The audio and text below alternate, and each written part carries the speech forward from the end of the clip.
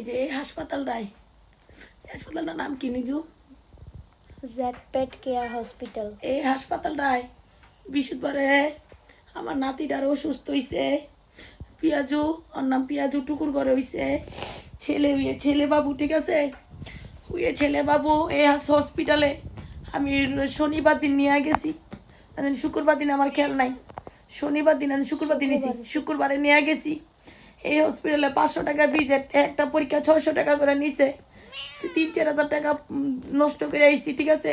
হ্যাঁ, কি জানি ইঞ্জেকশন দিছে, 2-3 দিন লাগাইয়া ইঞ্জেকশন দিছে। পরে আমার নাতি নে আর লড়তে পারে না, চড়তে পারে না। লাস্টে প্রতিদিন এনতে যাই আমি, ঢাকা যাই হাসপাতালে আমি ওর ইঞ্জেকশন দিতাম।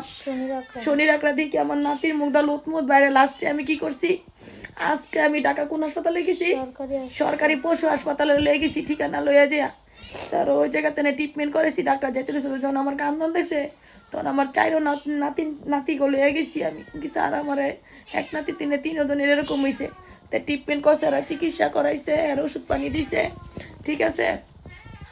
কেউ 2 টাকা গেলে কম যাবো, আপনারা সরকারি বেসরকারিতে কোনোদিন যাবেন না। এই যে বেসরকারিতে এইটা টাকা খরচ করছি, ঠিক আছে? এই যে ঠিকানা দেখেন, এটাতে গেছি, তারপর আমার নাতিরা বাঁচে নাই।